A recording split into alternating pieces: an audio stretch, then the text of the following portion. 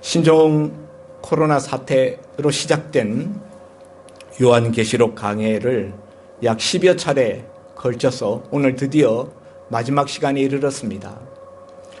요한계시록 앞에 소아시아 7교회에 대한 말씀은 전에도 우리가 몇 차례 나눈 적이 있었기 때문에 그 부분은 빼고 계시록 5장부터 그 이후의 내용들을 약 10여 차례에 걸쳐서 우리가 말씀을 나누었습니다. 그런데 우리가 크게 보면은 성경은 구약과 신약으로 나뉘어지는데 구약은 오래된 약속이라는 뜻이고요. 신약은 새로운 약속이라는 뜻입니다. 한마디로 성경은 약속의 책입니다. 그러면 구약은 무슨 약속을 말하고 있는가? 구약은 구원할 자, 이스라엘을 구원할 자가 오신다라는 메시아에 대한 약속이에요.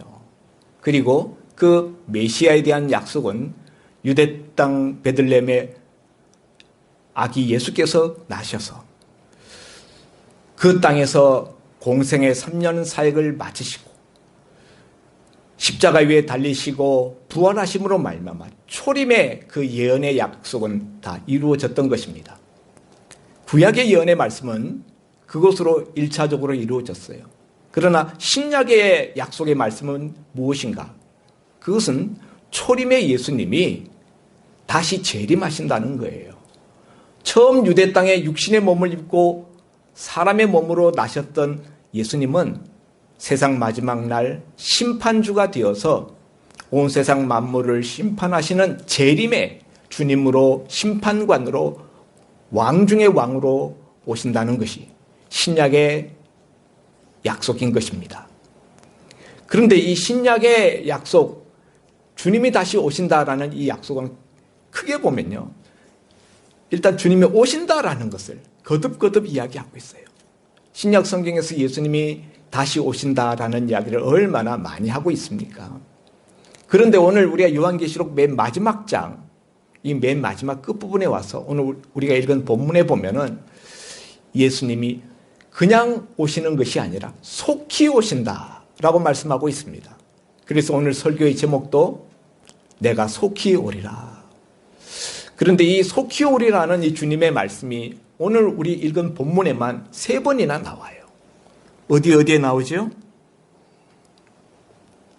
어디에 나옵니까? 7절에 보라 내가 속히 오리라. 또 12절에 보라 내가 속히 오리니. 또 20절에 내가 진실로 속히 오리라.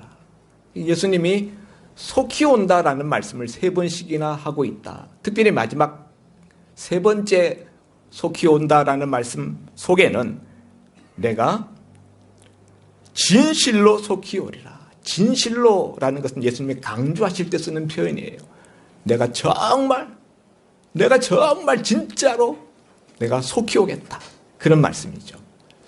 자, 그런데 여러분, 우리가 예수님의 이 말씀을 들으면은 어떤 느낌이 듭니까? 우리는 예수님의 재림에 대해서 또 예수님이 속히 오신다는 이런 말씀을 들을 때 어떤 느낌이 듭니까?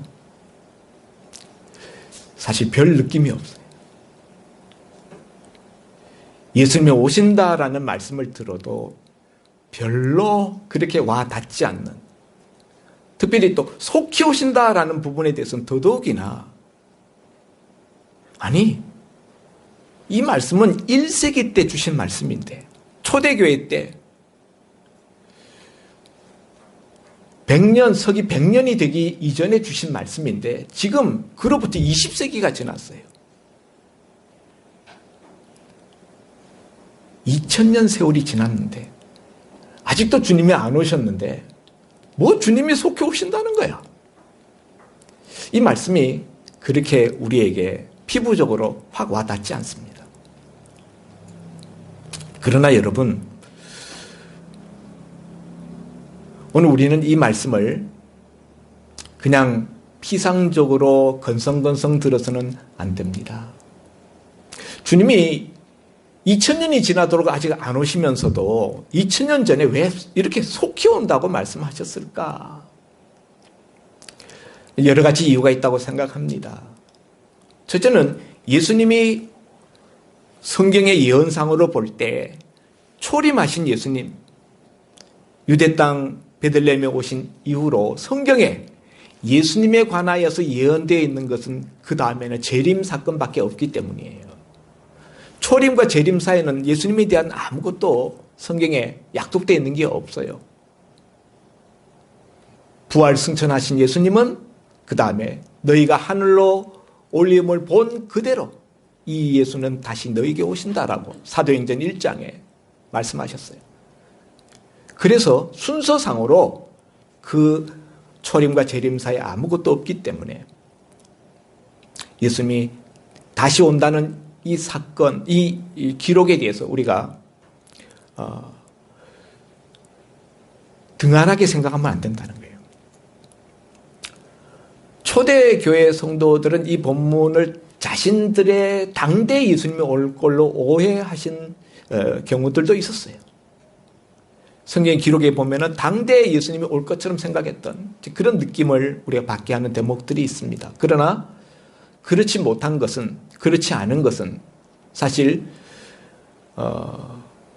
복음이 땅끝까지 전파된 연후에라야 주님이 오신다고 약속되어 있기 때문에 복음이 땅끝까지 전파되지 못했어요. 초대교회 때는 사도행전 1장 8절에 성령이 너에게 임하시면 예루살렘과 온 유다와 사마리아와 요 사마리아까지 복음이 전파됐어요.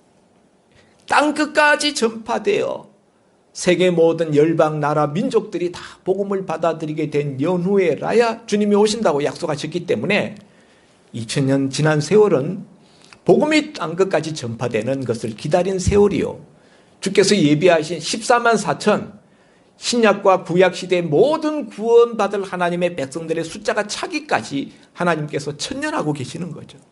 재림의 그 약속을, 그 성취를 주님께서 지금 유보하신 것입니다.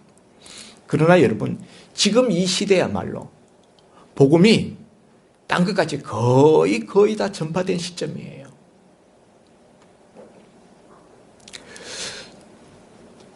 오늘 이 시대야말로 복음이 들어가지 않은 곳이 없어요.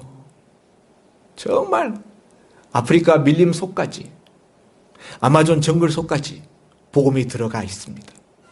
거의 다 전파됐어요. 그러므로 오늘 우리는 이 말씀을 들을 때 정말 주님의 재림하심이 이제는 정말 끝자락에 와 닿았다라는 것을 우리가 알아야 된다는 사실이죠. 오늘 본문에 예수님이 내가 속히 오겠다라는 말씀 외에도 오늘 보면은 뭐라고 말씀하시는가 하면은 10절에 이 책의 예언의 말씀을 임봉하지 말라. 때가 가까우니라. 때가 가깝다. 무슨 때가 가깝다는 것입니까? 예수님 재림하시는, 예수님 오시는 때가 가깝다는 거예요. 그걸 또 다른 표현으로 17절 끝에 보면은 16절 끝에 보면은 나 예수는 하고 16절이 시작되는데 자신을 뭐라고 말씀하는가 하면 광명한 새벽별이라 하시더라. 광명한 새벽별. 여러분, 이 새벽별은 새벽녘에 가장 환한 별입니다. 동트기 직전에 가장 동력에 환하게 비추는 별이 새벽별이에요. 그건 무슨 말인가 하면은 나는 광명한 새벽별이다 라는 표현은 곧 예수님 오신다는 거예요. 어둠의 밤이 다 끝나가는 마지막 자락에 뜨는 별이 새벽별이에요. 새벽이 임박했던 것을 알려주는 것, 그것이 바로 새벽별의 자리인 것입니다. 오늘 주님은 이와 같은 표현들을 통하여서 당신이 속히 올 것을 우리에게 말씀하고 있습니다. 오늘 7절에도 6절 끝에도 보면은 속히 될 일을 너에게 보이려고 천사를 보내었다. 이렇게 7절에 말씀하세요. 7절인가요? 6절인가요? 예, 6절. 예. 반드시 속히 되어질 일을 보이시려고 그의 천사를 보내셨다. 반드시 속히 되어질 일? 예, 거기에는 1차적으로는 로마의 멸망, 로마가 멸망, 핍박하는, 교회를 핍박하는 로마의 멸망, 그리고 예수님의 재림, 이 모든 것을 다 포함하는 말씀인 것입니다. 저는 결혼하고 난 다음에 우리 두 자녀를 생산하면서 어떤 느낌을 가졌는가 하면은 그 당시에 제가 가졌던 생각은 아마 예수님이 내 당대는 안 오실지라도 우리 자녀 세대 때는 예수님이 재림하지 아니하실까 이런 생각을 가졌어요. 재림의 때가 가깝다라는 생각을 하면서 그런 생각을 하고 우리 자녀들에게 예수님의 재림의 때가 어쩌면 너희 세대 때 올지도 모른다. 혹은 너희 자녀 세대에 올 것이다. 그러므로 그걸 늘 기억하라 하는 의미에서 우리 두 아이들의 이름을 요한계시록적인 배경에서 지었습니다. 우림이가 같이 예배 드리고 있습니다만 우림이라는 이 이름은 구약 성경의 제사장의 흉배에 붙이는 우림과 둠임에서 물론 따왔지만 한자어로는요. 집 우자 임할 임자예요. 집이 임한다. 그건 고린도 후서 5장 1절에 만일 우리 육신의 장막집이 무너지면 하늘에 있는 집 사람의 손으로 짓지 아니하시고 하나님이 친히 지으신 그 집이 우리에게 임하는 줄 아느니라 하는 하나님이 손으로 지으신 집, 그 집이 우리에게 임한다. 그 집이 무슨 집입니까? 육신의 장막집이 무너지고 난 다음, 우리 육신이 죽고 난 다음 하나님이 우리에게 임하시면서 우리에게 주시는 그 집이 뭐예요? 요한계시록 우리가 이때까지 들은 말씀을 가지고 이야기하면 거룩한 성 새 예루살렘이에요. 그것이 바로 우리의 미래 우리 집이요 우리의 거할 성이요 그것이 우리의 들어갈 천국인 것입니다. 그래서 그런 것을 기억하라고 하나님의 천국이 임한다. 새하늘 새 땅에 하나님의 거룩한 성 예루살렘 성이 우리에게 새 예루살렘 성이 우리에게 임한다. 그걸 기억하라고 그럴 날이 가깝다는 것을 기억하라고 집 우자 임할 임자로 지었습니다. 우리 작은 아들 이름은 기림입니다. 기림. 일어날 기자 임할 임자예요. 주께서 공중의 천사장의 나팔과 호령 소리로 우리에게 임하시면은 모든 이 땅에 잠자던 자들 그들이 먼지가 되고 티끌이 되고 썩어서 흔적도 없이 사라졌을지라도 화장을 했을지라도 어느 구석에서든지 주님이 그들을 일으키신 천사장의 나팔 소리가 홀연히 울릴 때 주께서 오라 일어나라 하면 다 일어나서 주님께 나가게 되는 것입니다. 하나님의 백보자 심판 앞에는 이 땅에 살던 모든 육체가 다 일어나서 육신과 더불어서 하나님 앞에서 심판을 받아요. 그 영혼이. 우리가 영만 심판받는다고 생각하지만 아니에요. 예수 믿는 사람만 부활하는 것이 아니라 믿지 않는 사람들도 부활합니다. 다만 그들은 영벌을 받기 위한 부활이에요. 영원한 불못에 들어가서 고통당하는 부활입니다. 우리는 영원한 하나님의 새하늘 새 땅에 들어가서 누리는 천국을 소유하기 위한 부활이죠. 극락의 기쁨. 그래서 일어날 기자 임할 임자. 주님이 재림하시면 이 땅에 죽었던 모든 성도들이 다 일어나요. 살아있는 성도들은 산채로 주님과 함께 혼인잔치에 참여하게 됩니다.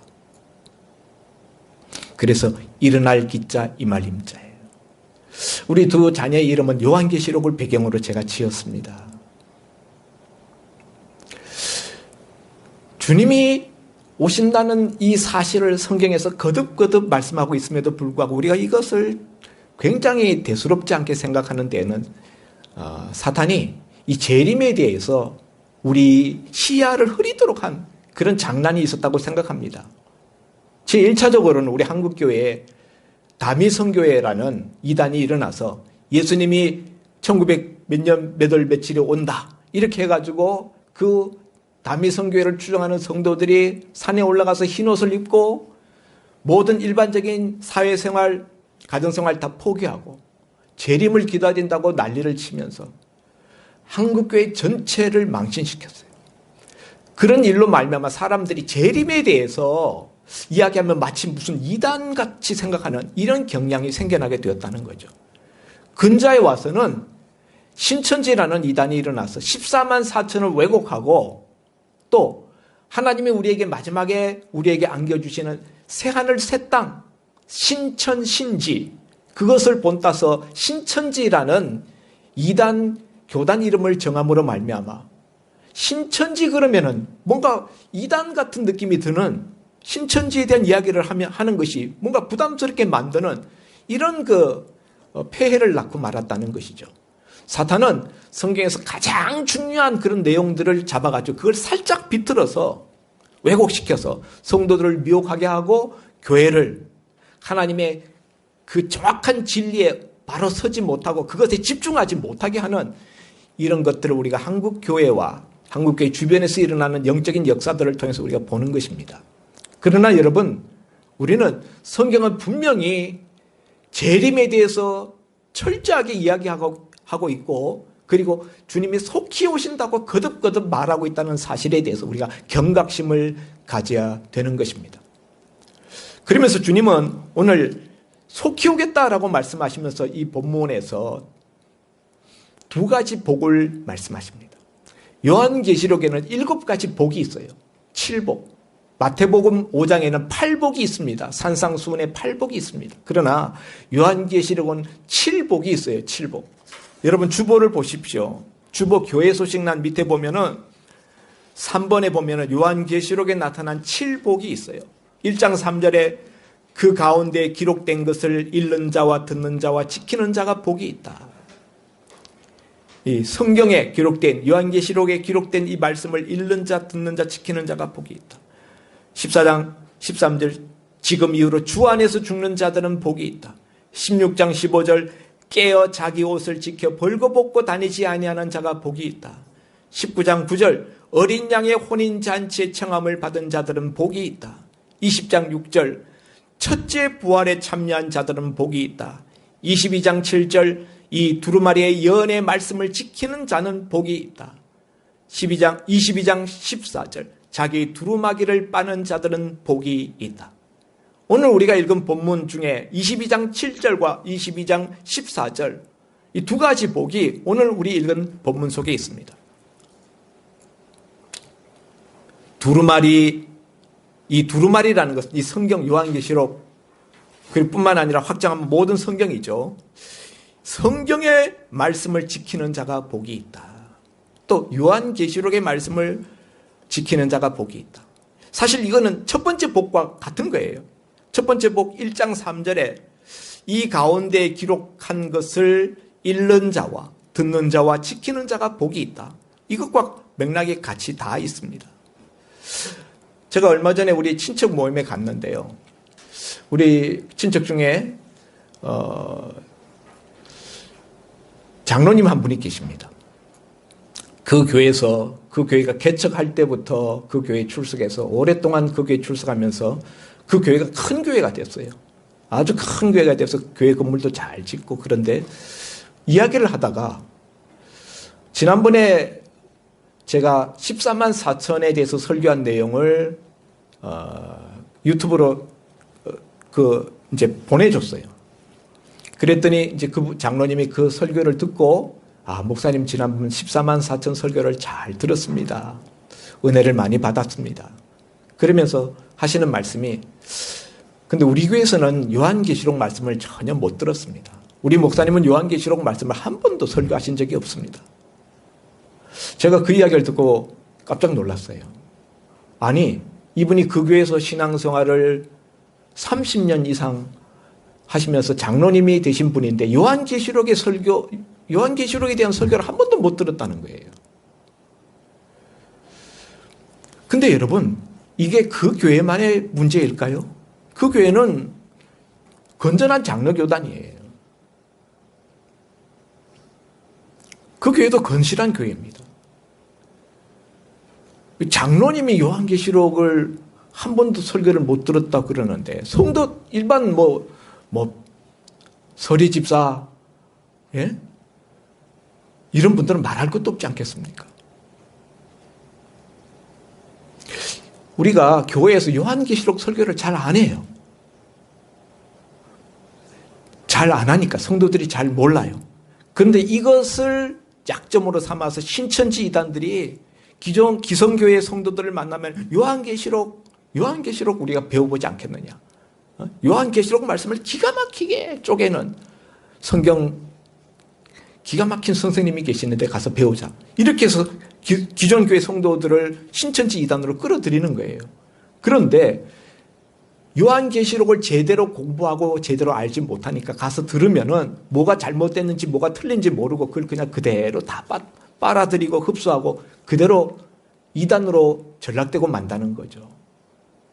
그래서 제가 신천지 폭발적인 감염 사건이 터지면서 요한계시록을 집중적으로 그동안 여러분께 말씀을 드렸던 것입니다. 계시록을 계속 강의하니까 또 계시록이야? 시큰둥 하는 분들이 있는데 계시록을 얼마나 압니까? 계시록을 알고나 하는 이야기입니까? 두 증인이 누굽니까? 머리 7개 달리고 뿌리 10개인 괴물은 짐승은 뭘 말하는 겁니까? 땅에서 올라온 뿔이 둘 있고 양같이 생긴 그 짐승은 무엇입니까? 바다에 앉아있는 큰 음녀는 무엇입니까? 바벨론 무너졌도다 큰 성 바벨론이요. 바벨론은 뭡니까? 여러분 모르잖아요. 모르면서도 가르쳐 주려고 제가 설교하는데 그걸 계속 계시록만 해? 어떻게 그런 이야기가 나옵니까? 오늘 성경은 이 예언의 말씀을 읽는 자와 듣는 자와 지키는 자가 복이 있다 그랬어요.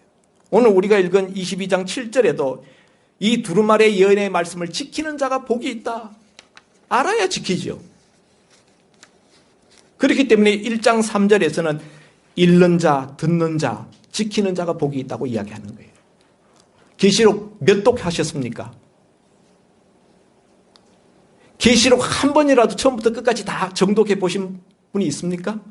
얼마나 되십니까?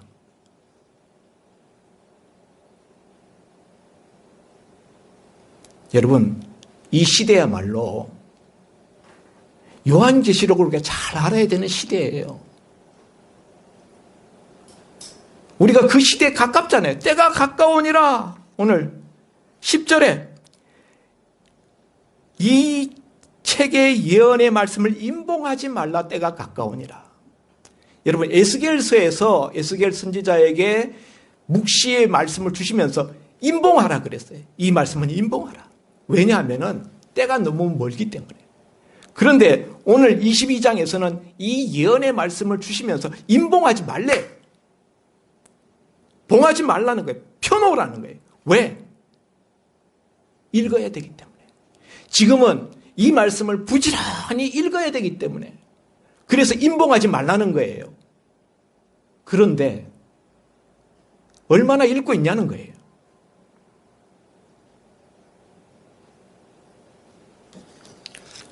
성도 여러분, 계시록에서 6번째 복은 첫 번째 복과 똑같은 거예요. 이 말씀을 부지런히 읽고 이 말씀을 제대로 알고 그리고 잘 지키는 거예요. 이 말씀을 읽고 알고 지키는 자가 복이 있다. 여러분 오늘부터 가서 저의 요한계시록 강의는 끝납니다만 여러분 혼자 계시록을 10독은 하십시오. 재직되시는 분들은 집에 가서 계시록 10독은 하시라고. 아멘입니까? 예. 모르면 이단에 당해요. 두 번째로 오늘 14절에 보면 두 번째 복을 오늘 본문에서 이야기하는데 요한계시록 전체에서 보면 마지막 복이에요. 그 두루마기를 빠는 자들은 복이 있다. 자기의 두루마기를 빠는 자들이 복이 있대요. 이 두루마기라는 것은 유대인들이 입는 옷이죠. 이 자기의 옷을 이 옷 두루마기를 빠는 자들이 복이 있대요. 두루마기를 어디에 빱니까? 두루마기를 계시록 7장 14절 보십시오. 계시록 7장 14절.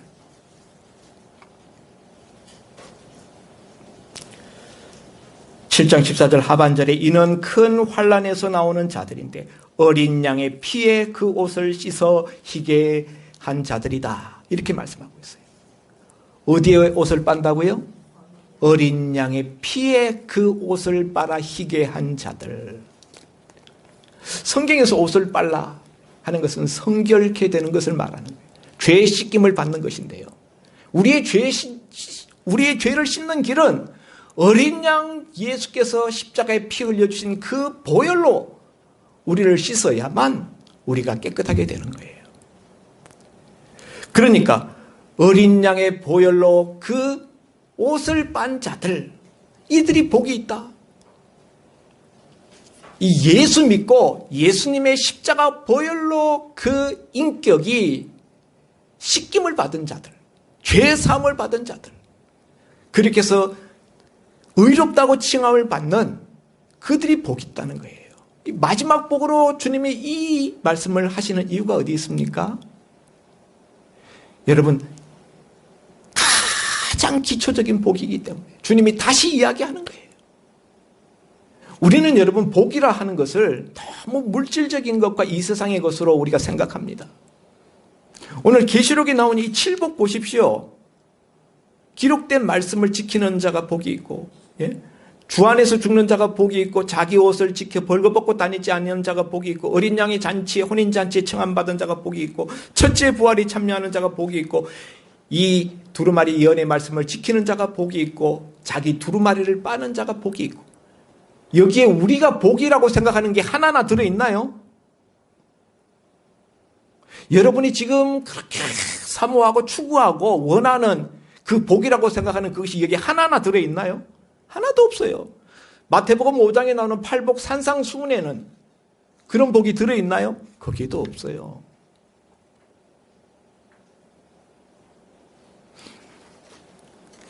그런 점에서 여러분, 우리는 너무 하찮은 복에 우리가 집중한다는 사실이에요. 주님이 맨 마지막에 이 구원의 복, 죄사함을 받고 거듭나는 이 복, 예수님의 십자가 보혈로 씻김을 받는 이 복을 다시 한번 강조. 이 복이 안 되었으면 모래 위에 지은 집이에요. 그래서 여러분, 내가 속히 오겠다 하면서 이 말씀을 하신 것을 우리가 들을 때 우리는 어떤 생각을 가져야 되는가 하면, 날마다 나는 구원받았는지, 날마다 예수 그리스도의 십자가 보혈이 내 속에 흐르고 있는지, 나는 과연 십자가의 보혈이 내 인격을 관통했는지, 내 삶의 중심과 나의 소망은 온전히 예수님인지 우리가 생각해 봐야 되는 거예요. 그걸 늘 잊지 말고 매일같이 그걸 되새기라고 이 맨 마지막에 가장 초보적인 기초적인 이 복을 주님이 다시 언급하시는 것입니다. 구원받지 못하면 만사가 허사가 되기 때문에.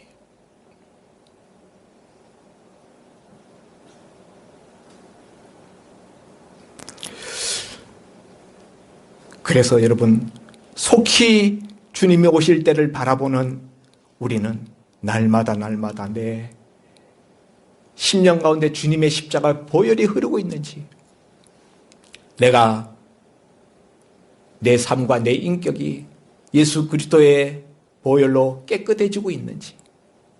여러분, 여기는 우리가 첫째 거듭남의 깨끗함도 있지만은 날마다 살아가면서 예수님이 베드로에게 발을 씻길 때 주님이 제 발을 어떻게 씻기십니까?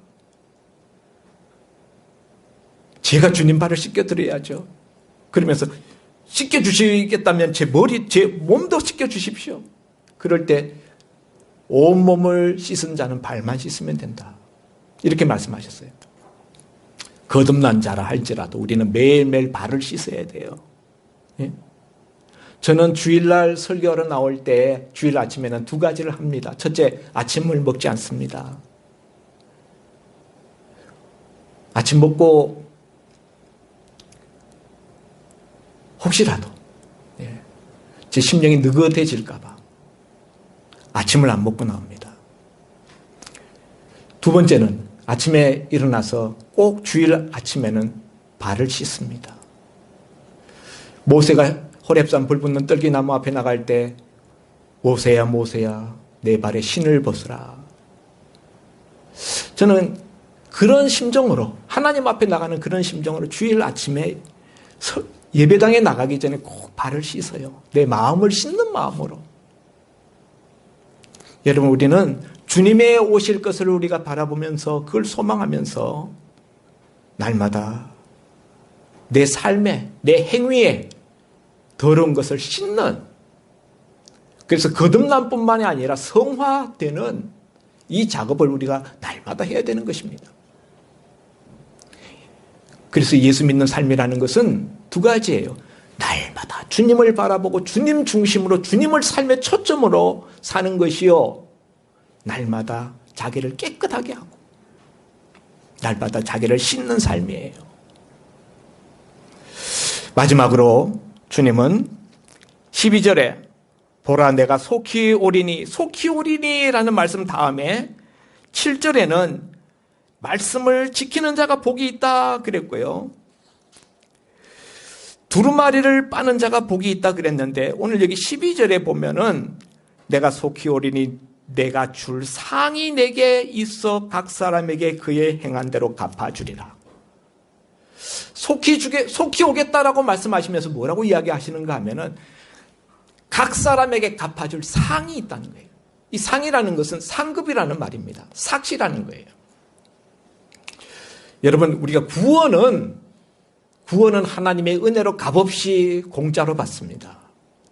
내 행위로 내 공로로 받는 게 아니에요. 그러나 여러분 우리가 주님 앞에 가서 설 때 우리는 구원만 받는 것이 아니라 상급도 받습니다. 상급의 면류관이 있어요. 여러 종류의 면류관들이 있습니다. 상급이 다 달라요. 그런데 그 상급은 그것은 행함으로 받습니다. 구원은 행함으로 받는 게 아니에요. 구원은 하나님의 은혜로 받는 거예요. 값없이. 그러나 상급은 그 행한 대로 갚아주십니다. 여기 행한 대로, 이 행한 대로라는 것은 그의 능력 정도라는 뜻이 아닙니다. 그의 충성 여부.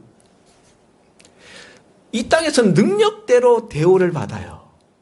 태어날 때부터 능력을 부족하게 태어난 사람은 어디 가서도 대우받지 못합니다. 업수의 여김을 당합니다. 그러나 하나님 나라에서는 능력으로 상급을 주시는 것이 아니라 충성의 여부에 따라서 상급을 주십니다. 그게 그의 행한 대로예요. 여러분 주님 오실 때를 바라보는, 기다리고 소망하는 우리는 뭘 하면서 살아야 되겠습니까? 우리의 여생을 상급을 예비하면서 살아야 돼요. 내가 너에게 줄 상급이 있다. 내가 속히 와서 그 상급을 너에게 주겠다. 여러분 주님이 속히 오겠다는 말씀을 들을 때 어떤 느낌이라고요? 오늘 요한은 맨 마지막 절에 보면은 20절 내가 진실로 속히 오리라 하거늘 요한이 대답하기를 아멘 주 예수여 오시옵소서. 아멘 주 예수여 오시옵소서. 기쁨으로 소망 가운데 외치는 요한의 외침입니다. 근데 여러분 이거 아무나 이렇게 할 수 있는 거 아니에요. 이거 준비된 사람만 이렇게 대답할 수 있어요. 시험 날짜가 다가올 때 빨리 시험 봤으면 좋겠어 하는 사람은 어떤 사람이에요? 시험 준비가 100% 잘 되어 있는 사람. 이번에 시험 치면 꼭 100점 받을 것 같아. 꼭 이번에 수 받을 것 같아. 이런 자신감이 있는 사람은 시험이 빨리 왔으면 좋겠어요. 근데 시험 준비가 전혀 안 되어 있는 사람은 시험 날짜가 다가오면은 시험 좀 연기됐으면 좋겠다. 왜 이렇게 시험 날짜가 빨리 다가와? 이렇게 되는 거죠. 상급을 예비한 자는 아멘 주 예수여 오시옵소서. 구원이 확실한 사람은 아멘 주 예수여 오시옵소서. 그러나 그렇지 못한 사람은 주님 속히 오겠다 그러면 두렵고 피하고 싶고 무섭기만 하고 그런 거예요. 사랑하는 성도 여러분, 제가 성지순례를 갔을 때 이집트에 갔더니 이집트 카이로, 수도 카이로 그 외곽에 쓰레기 마을이라는 마을이 있어요.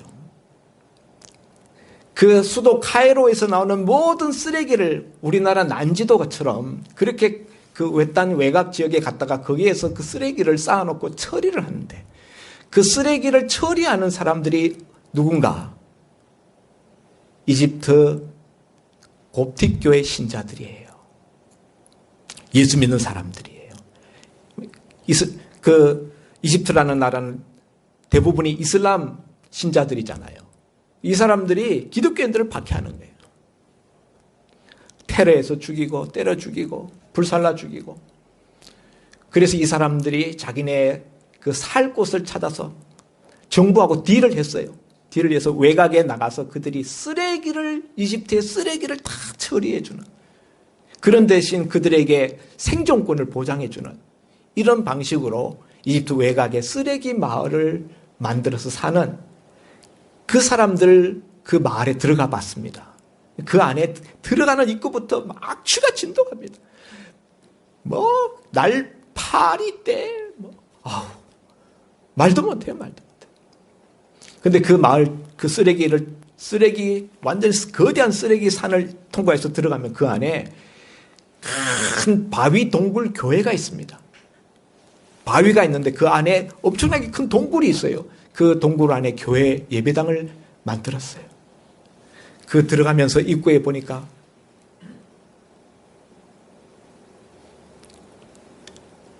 내가 속히 오리라 이 말씀이 쓰여져 있고 반대쪽에는 아멘 주 예수여 오시옵소서 이 두 문기가 쓰여져 있더라고요. 그게 잊혀지지가 않아요. 그 안에서 얼마나 이분들이 힘든 삶을 살지 않겠습니까? 그 냄새나고 그 비위생적이고. 그런데 그 사람들이 굉장히 밝아요. 얼굴이 밝아요. 그 이유는요, 그들에게 신앙이 있기 때문인데요. 특별히 재림 신앙이 있기 때문이에요. 오늘 주님은 이렇게 말씀하셨어요. 16절에 나 예수는 교회들을 위하여 내 사자들을 보내어 이것을 너에게 증거하게 하였노라. 교회들을 위해서 이 말씀을 준다는 거예요. 예수님이 속히 오겠다는 이 말씀은 교회들을 위한 말씀이라는 거예요. 이 말씀을 들을 때 교회가 위로받고 이 말씀을 들을 때 교회가 힘을 얻고 악한 세력들과 싸워 승리할 수 있기 때문이에요. 사랑하는 성도 여러분, 우리에게 재림 소망이 있습니까? 정말 재림의 소망이 우리 속에 파란 불꽃으로 불붙어 있느냐고요. 그렇지 못하신 분들은 이 계시록 말씀을 처음부터 정독하시고 주여 주님의 재림이 나에게 가장 큰 기쁨이요 가장 큰 소망이 되게 해 주옵소서 기도하실 수 있기를 바랍니다. 기도합니다. 하나님 아버지,